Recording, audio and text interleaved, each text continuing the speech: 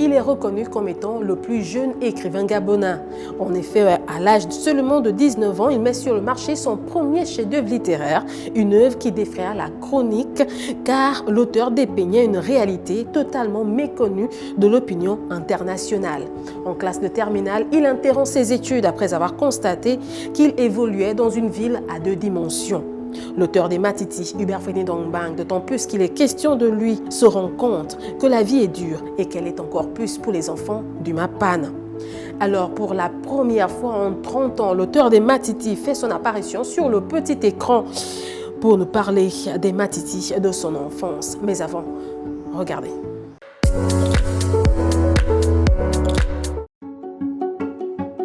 Né et grandi dans la ville de Hiem, précisément dans le quartier aéroport, nous sommes là, dans le nord du Gabon, dans la province du Wolontam, la 9e du genre. L'un dont il est question aujourd'hui développait déjà très jeune un caractère d'aventurier. En effet, âgé de quelques années en classe élémentaire, Hubert Feni Dongbang brûlait de désir de découvrir la capitale du pays, Libreville.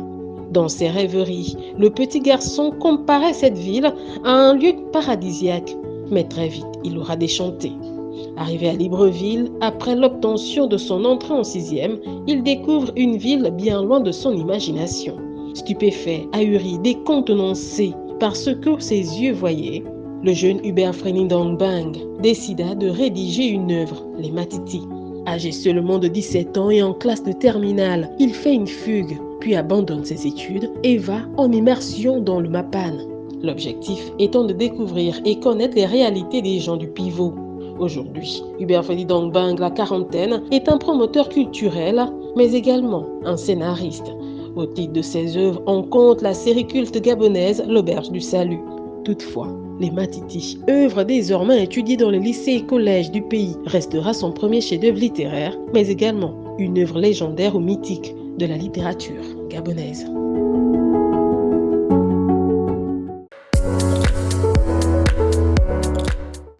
Si vous nous rejoignez à l'instant, sachez que vous êtes dans la deuxième partie de votre émission, le livre de l'auteur, la seule émission consacrée à la plume gabonaise, mais également africaine. Aujourd'hui, nous recevons Hubert Feni Dongbang avec ses Matiti, l'homme dont le visage n'a jamais été révélé. Il est des nôtres aujourd'hui. Monsieur Hubert Feni, merci d'avoir accepté notre invitation. C'est moi qui vous remercie, Marina, de m'avoir invité donc, à cette émission. D'autant que, au nom effectivement des professionnels du domaine des arts et de la culture, et notamment des écrivains, j'ai la joie et l'opportunité de m'exprimer après ces mois très difficiles où tout le pan de notre activité effectivement a été passé un peu une nuit terrible, donc sans activité. Donc j'ai à cœur de pouvoir m'exprimer, donc au nom de mes collaborateurs, tout en continuant à dire à ceux qui nous suivent de faire attention parce que le virus est toujours parmi nous. Très bien, monsieur Hubert Feni Dongbang. Alors, 1992 marque la naissance des Matiti et c'était aux éditions Sepia en France. C'est bien cela. Alors, monsieur Hubert Feni Dongbang, la question qui me vient à l'esprit tout de suite, 1992-2021 aujourd'hui, soit 30 ans, se sont écoulés. Pensez-vous que Libreville soit toujours cet agglomérat de bidonvilles cachés derrière les gratte-ciel, les belles maisons, les maisons en bordure de rue, comme vous le décriviez si bien dans votre ouvrage? Ou est-ce que vous pensez que la situation a nettement évolué? Peut-on parler aujourd'hui de Libreville plus modernisée? Alors, comme vous le savez, je viens de passer plusieurs années en Europe et que j'ai pas... quand on est loin du pays, c'est difficile de suivre un petit peu l'évolution en fait de la société en termes effectivement de construction de logements, d'aménagement et de prise en compte un peu des infrastructures qui permettent à des populations aussi urbaines que rurales de pouvoir évoluer et avoir des conditions effectivement de vie, comment dire, respectables. Moi, je suis rentré donc il y a un petit peu plus de 2 ans et bon, mon constat est que il y a des éléments, il y a des indices de satisfaction par rapport à l'évolution de la capitale, de Libreville. Mais j'ai été surtout, j'ai vu les Batiti plutôt en fait comment dire, dans l'aspect spirituel, dans le comportement, dans les mentalités. Et c'est là que moi, ce que je peux jouer aujourd'hui, en fait, le Batiti se retrouve dans les comportements et les mentalités des Gabonais. Mettons, concernant l'environnement, bon, je n'ai pas trouvé spécialement que... je trouve que les Batiti sont de plus en plus abandonnés. Ils sont de plus en plus laissés à leur compte. Et je trouve aussi que les gens des Batiti continuent à quitter les Batiti. Et la ville s'étend et on oublie qu'effectivement qu'on a ces espèces de plaies béantes qui sont toujours présentes. Et on n'a pas l'impression qu'on s'en occupe particulièrement. J'ai l'impression que on peut également constater qu'il y a des quartiers qui ont nettement évolué. Je pense ici à Bikele, qui est désormais une très grande métropole aujourd'hui. On peut également parler d'Akanda ou du moins de Kala, dans le nord de Libreville. On voit que la ville, justement, elle s'étend, mais elle s'améliore aussi. Bah, écoutez, c'est tout le bien, de toute façon, de l'urbanisation d'une grande ville telle que Libreville, qui doit avoir dans son évolution, parce que la population s'agrandit. Je crois qu'il y a 30 ans, je pense que le nombre d'habitants qu'il y avait à Libreville, aujourd'hui, doit être multiplié par 3, parce qu'au niveau du Gabon, on parle bien de 1,5 million à 2 millions, alors qu'à l'époque, on était à peine à 1 million. Donc c'est normal qu'il y ait des tentacules en termes de construction de nouveaux quartiers, et bien sûr des quartiers qui respectent le minimum dont on a besoin dans sa maison, les infrastructures pour avoir de l'eau, l'assainissement, des espaces pour les ordures. Mais c'est tout cela aujourd'hui qu'on peut juger. Si la ville s'agrandit normalement. Est-ce que quand je suis à Kanda, j'ai les espaces où je peux jeter la poubelle? Est-ce que cette poubelle est débarrassée régulièrement? Est-ce que chaque habitant prend le soin de ramasser ses ordures et d'aller les jeter dans cette poubelle? C'est aujourd'hui de nouveaux indices. Alors qu'avant, dans les Batiti, on avait son petit tas d'ordures à côté de la maison, ça dérangeait personne. Parce qu'au niveau de la consommation, nous sommes passés à l'étape du plastique. Donc, c'est des nouveaux comportements. Donc, c'est aussi sur ces indices qu'on va juger une ville. Si une ville se construit et se modernise avec tous ces aspects qui sont respectés, on dira oui, bravo. Mais moi, ce que je vois au niveau des comportements, au niveau même de la construction, je constate qu'il y a beaucoup de manquements. Il y a encore beaucoup de manquements. Et le Batiti d'origine, la mentalité n'a pas changé, et que le Batiti d'origine est toujours là. Il est devenu en fait même une espèce de musée parce qu'on y balade. Bon, on l'a dit. C'est des éléments qui sont fixés dans le temps et que on ne voit pas d'évolution, on ne voit pas de Monsieur Ndongban, comment est-ce que vous arrivez à la création, du moins à l'écriture de cette œuvre? Alors. Moi, je suis né dans le nord du Gabon, à l'aéroport précisément, et devant chez moi, donc le quartier s'appelle, aujourd'hui c'est un quartier, à l'époque c'était un village situé à 6 ou 7 km d'Oyem, et dans ce village, il y a l'aéroport, et puis il y a la route nationale qui passe devant moi. Tout le temps, je suis né, je vois des cars qui descendent remplis de passagers. On part à Libreville, tout le monde veut partir à Libreville. Et les gens qui reviennent de Libreville, ils sont tous heureux, ils ont plein de sacs, de ci, de ça. À l'aéroport, pareil, les gens sont beaux, quand ils descendent d'avion, d'autres aussi ils sont beaux. Quand je dis, mais finalement, un jour ou l'autre, moi aussi je finirai par mettre les pieds dans cette belle capitale, Libreville, où tout le monde part et tout le monde revient heureux.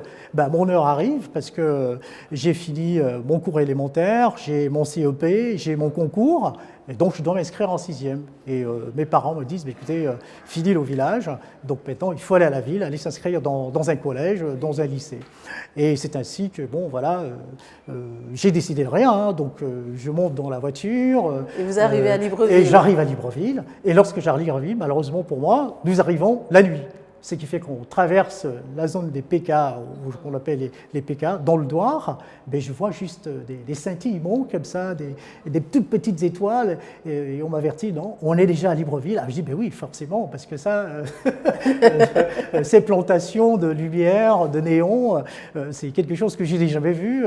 Et là, nous sommes dans Libreville des années 90. Nous sommes dans Libreville des années 90. Alors, j'atterris dans le quartier derrière la prison, vraiment dans la cuvette. J'ai même pas vu que on nous a laissés sur le trottoir et que nous sommes descendus. Donc après le matin, je me réveille, je dis waouh, je suis dans une espèce de ravin.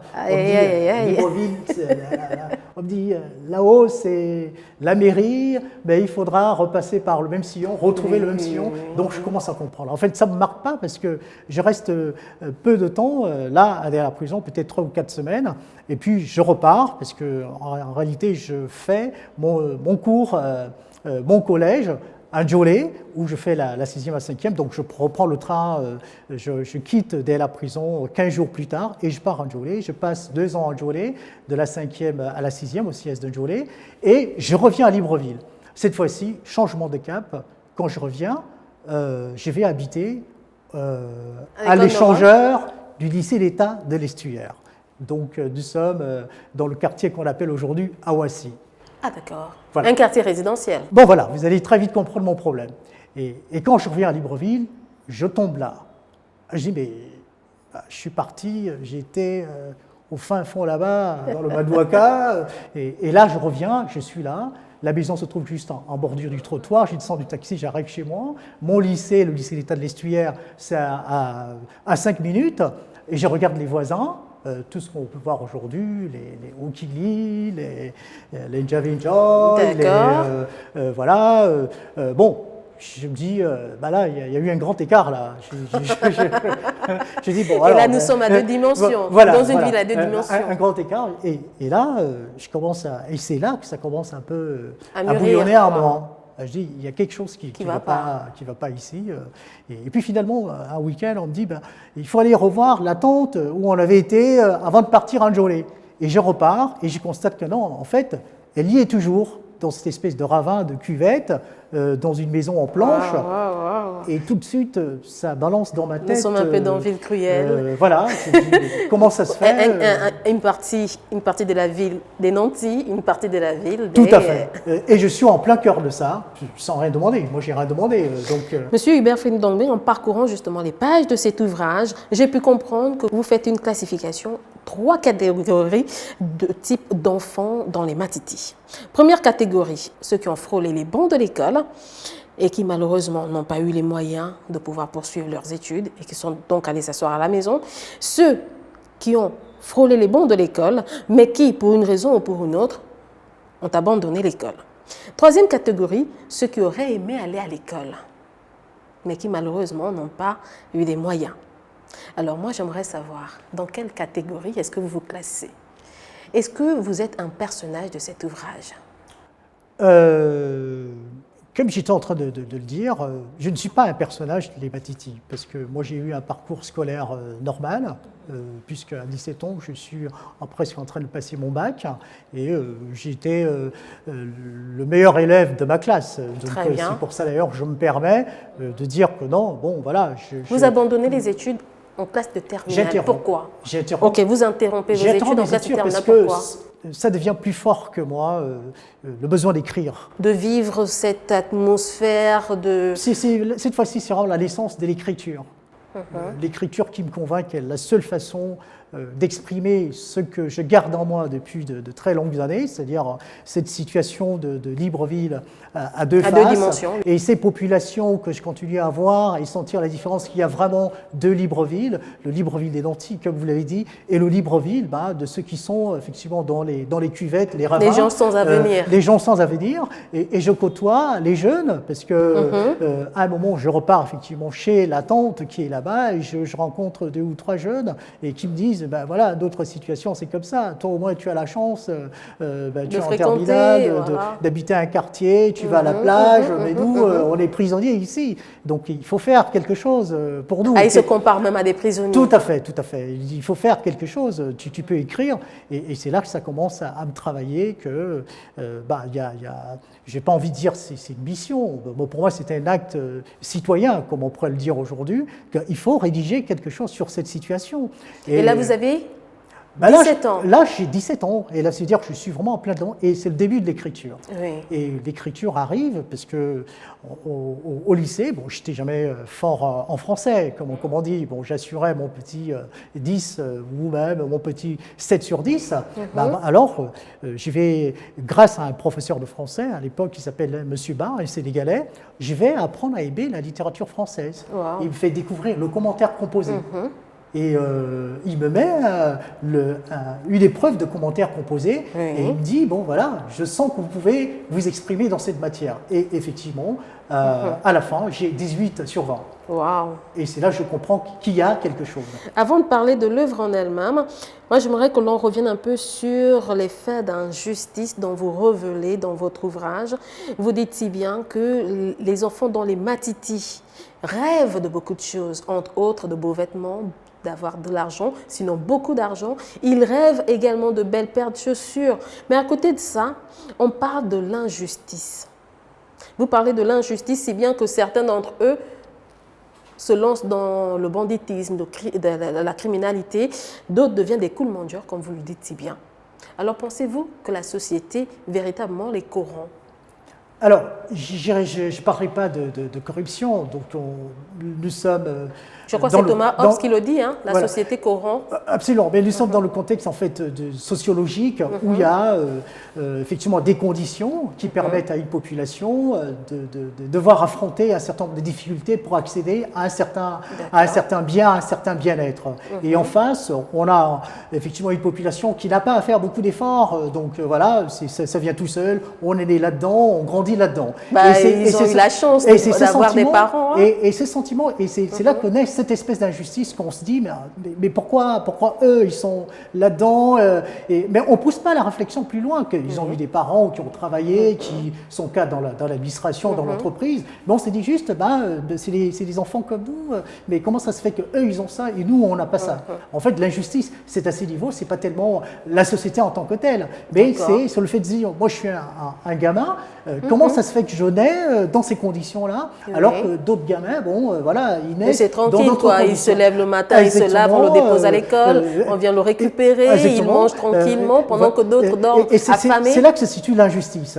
Et bien, progressivement, effectivement, plus loin, à l'époque, quand j'écris, l'injustice se situe à ces niveaux. On se dit que l'apparition, donc pourquoi nous, on est dans cette situation-là, dans cet extrême, dans cette pauvreté, dans cette misère, alors que d'autres en face ne subissent pas, ne vivent pas la même chose que nous. D'accord. Alors, M. Hubert Feni-Dambang, nous savons que cette œuvre a en elle-même plusieurs thèmes et nous avons choisi 3 d'entre ces thèmes parce que parler de tous les thèmes abordés à l'intérieur, ce serait lourd.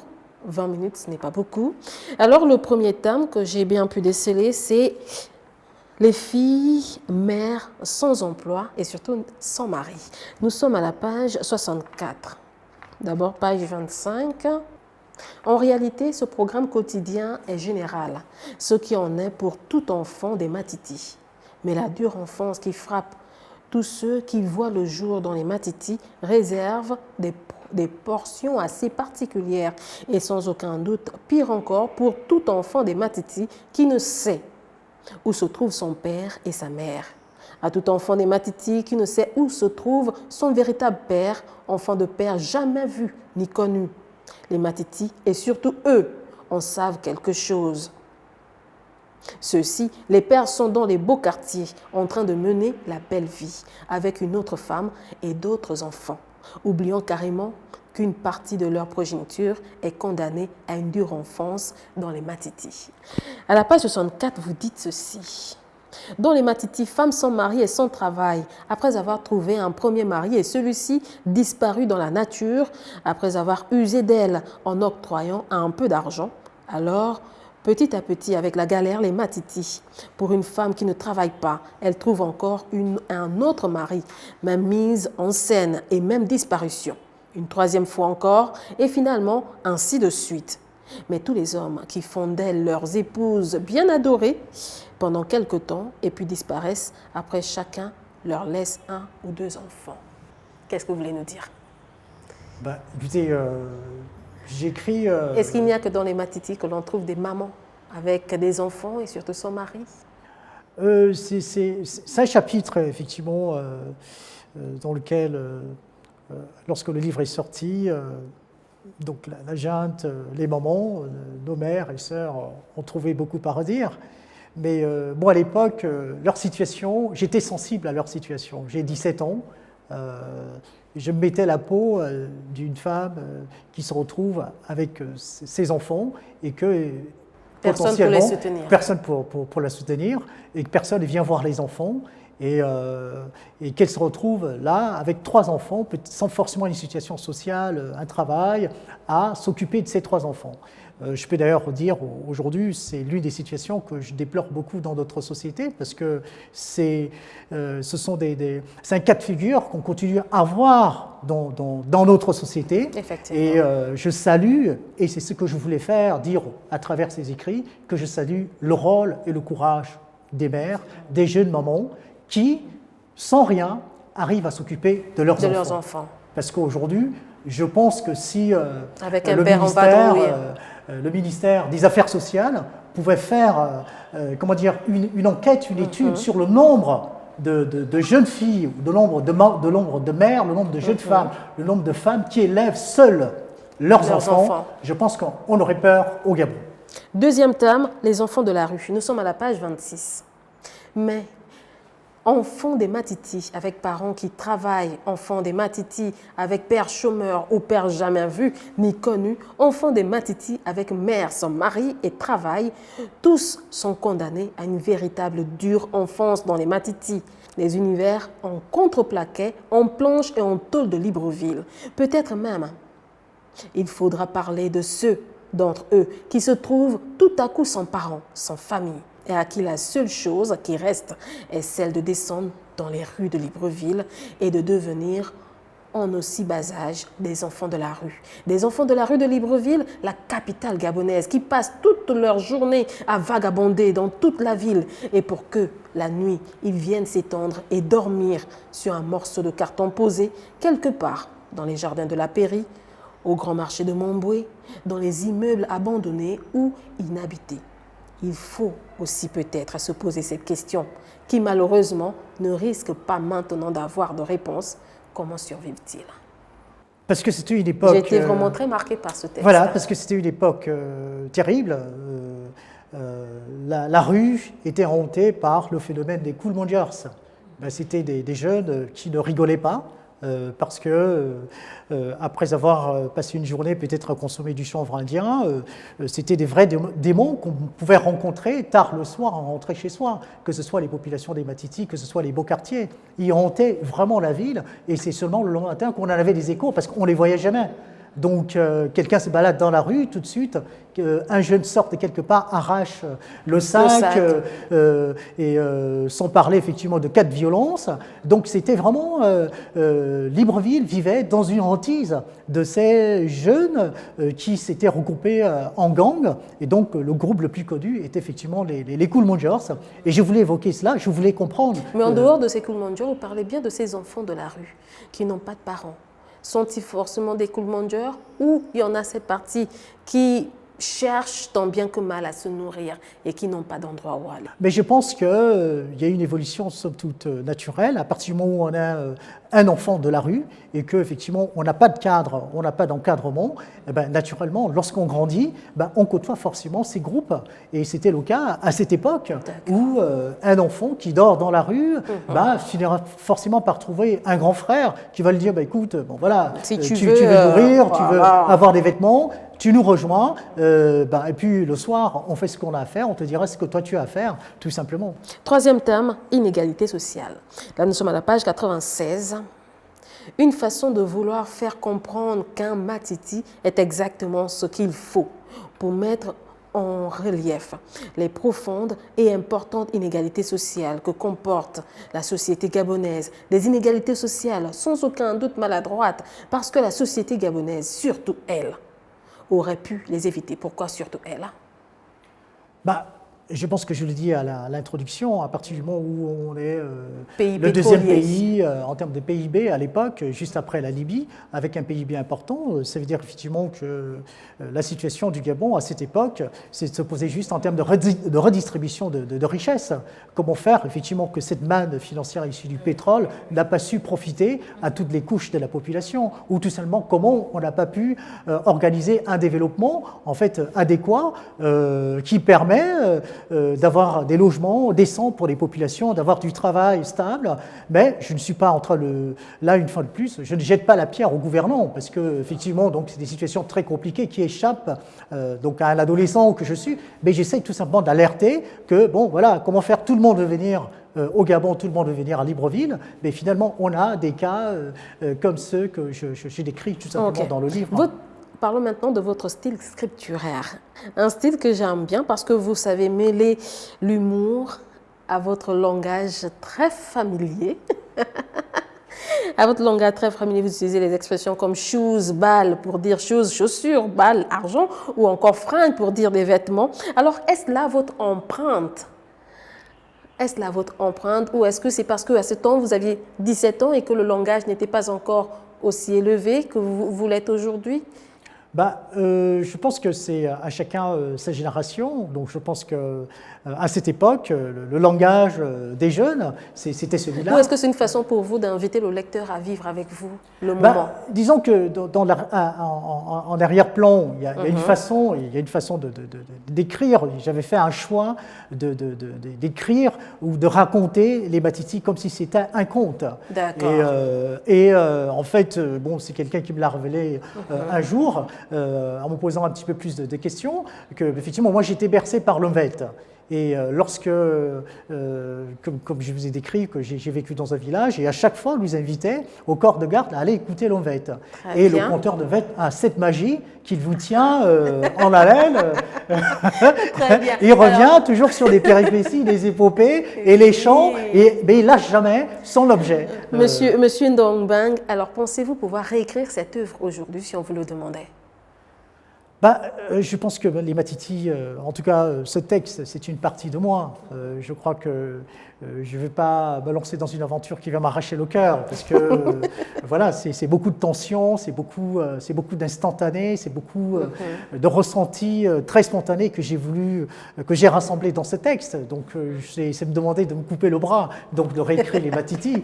Mais naturellement, je laisserai bien le soin, effectivement, à ceux qui veulent se lancer dans cette aventure, d'écrire les Matiti suivant leurs ressentis, suivant effectivement ce que cela leur inspire. Mais moi, personnellement, je ne me permettrai pas, parce que c'est une partie de moi, c'est une partie de ma vie. Dernière question, Monsieur Mbeng. Alors, vous dites dans votre conclusion que les enfants du pivot, du Mapan, comme on le dit souvent, ou du moins ce qu'on dit aujourd'hui, comme on dit plus les Matiti, on dit Mapan, on dit pivot. Alors, pensez-vous aujourd'hui que ces derniers n'ont réellement pas d'avenir? Je ne dirais pas ça. Je crois qu'il ne faut surtout pas le dire. Nous sommes heureusement, comme quelqu'un le dit dans une chanson, je reprends le refrain, je n'ai pas choisi d'être gabonais, j'ai juste eu de la chance. Merci à vous, Monsieur Mbeng, d'avoir accepté notre invitation. On se dit à la prochaine, certainement, pour un nouveau numéro de notre émission, Le Livre de l'Auteur. En tout cas, merci de l'invitation. Chers téléspectateurs, place à présent à la troisième partie de notre émission, l'actu littéraire de la semaine. Dans l'actu littéraire de la semaine, nous avons retenu pour vous Mukolu de Lord Junior Mazoki, un jeune écrivain gabonais qui a mis sur le marché son tout premier chef-d'œuvre littéraire. Dans cette œuvre, l'auteur parle d'un village mystérieux dénommé Mambé, dans lequel des habitants sont gouvernés par deux maléfiques sirènes, sœurs jumelles. Chaque chef du village pactise avec ces dernières, non seulement afin d'accéder au pouvoir, mais aussi pour conserver le trône. Voilà, c'est la fin de notre émission, Le Livre de l'Auteur. On se dit prochain rendez-vous la semaine prochaine. Ce sera toujours avec moi, Marina Boissa, et toute mon équipe technique qui est juste derrière la caméra. Au revoir, à la semaine prochaine. Bye bye.